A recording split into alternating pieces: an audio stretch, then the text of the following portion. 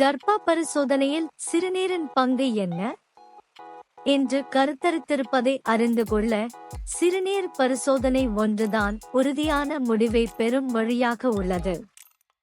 கர்ப்ப கால சிறுநீர் பரிசோதனைகள் தற்போது மிகவும் நவீனமயமாக தெரியலாம். ஆனால் உண்மையில் சுமார் 4000 ஆண்டுகளுக்கு முன்னரே எகிப்தில் இம்முறை பயன்படுத்தப்பட்டதாக சில ஆவணங்கள் காட்டுகின்றன.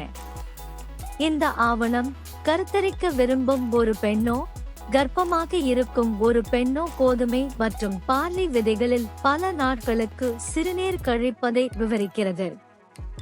அதன் பிறகு பார்லி விதைகள் முதலில் முளைத்தால் அது ஆண் குழந்தை, கோதுமை முதலில் முளைத்தால் அது பெண் குழந்தை.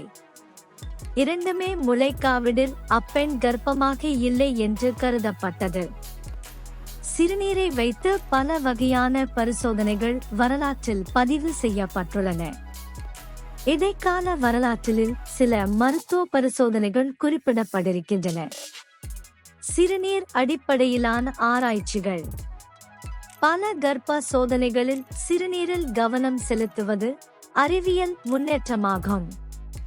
17ஆம் நூற்றாண்டு வரையிலான மருத்துவ ஆவணங்களில் சிறுநீர் அடிப்படையிலான சோதனைகளின் மாறுபாடுகள் அடிக்கடி வருகின்றன.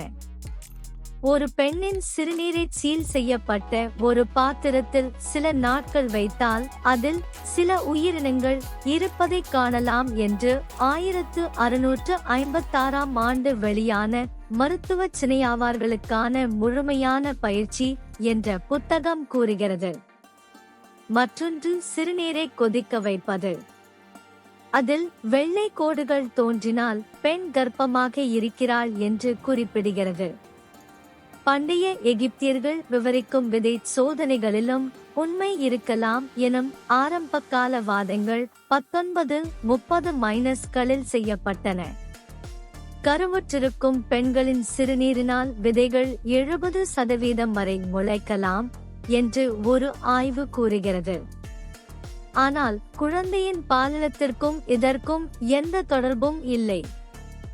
கர்ப்பமாக இல்லாத பெண்களின் சிறுநீரை பயன்படுத்தினால் அது எந்த விளைவையும் ஏற்படுத்தாது. முயல்கள், எலிகளை வைத்து பரிசோதனைகள்.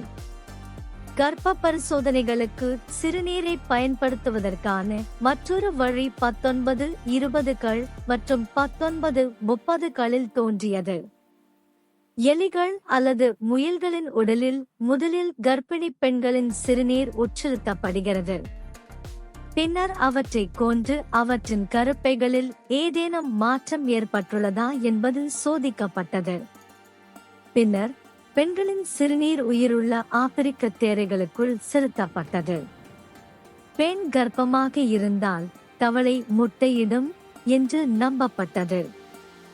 ஒரு குடும்பத்தின் வாரிசு மற்றும் பரம்பரை பற்றிய விஷயங்களில் பெண்கள் கருத்தரிப்பது. இதையே கர்ப்ப பரிசோதனைகளின் வரலாறும் நமக்கு கூறுகிறது.